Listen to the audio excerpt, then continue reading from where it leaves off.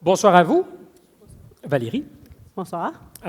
Donc, Créatech, famille J.R. Bombardier, parce que vous êtes associé à vos voisins célèbres dans la région de Sherbrooke.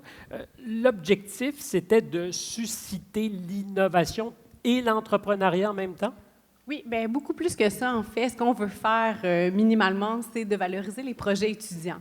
Donc, de les entraîner peut-être à opter pour l'entrepreneuriat comme un choix de carrière ou à tout le moins de leur permettre de développer des compétences qui sont valorisées sur le marché du travail. Donc, pendant qu'ils sont à l'école, de leur dire, ça vous tenterait-tu, par exemple, de devenir aussi des entrepreneurs, même si c'était un projet qui n'avait pas été conçu? Exact. Bien, en fait, j'aime beaucoup jusqu'à présent le déroulement de la soirée parce qu'on voit des projets étudiants entrepreneuriaux et c'est exactement ça qu'on veut faire ressortir à l'Université de Sherbrooke sur le campus.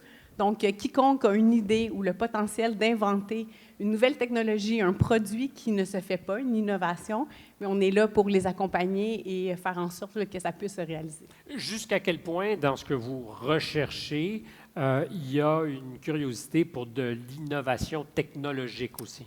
Bien, en fait, c'est au cœur du concours Créatech, la famille J.R. André Bombardier, c'est important de le dire. Donc, c'est un de nos critères d'évaluation dans l'admissibilité au concours. Donc, il faut qu'il y ait une innovation. Ça peut être incrémental à de rupture, mais c'est vraiment important que les étudiants détiennent le leadership du projet et aient en tête d'avoir un impact important et de changer les... La pompe dont on parlait tout à l'heure, ça aurait été comme pile-poil pour vous, là. Il aurait probablement gagné le concours Créatech l'année dernière. Mais c'est le profil parfait de ce que vous recherchez. Exactement. À ce jour, combien de projets ont été encadrés par le concours?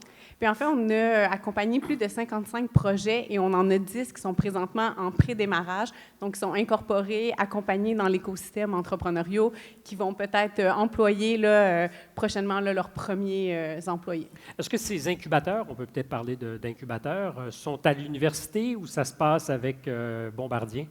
Non, en fait, c'est pas un incubateur, donc c'est vraiment une initiative par des étudiants, pour des étudiants. C'est sur le campus et on offre un accompagnement d'une année, mais il faut comprendre que c'est parascolaire. Donc, ils ne sont pas incubés dans un lieu physique.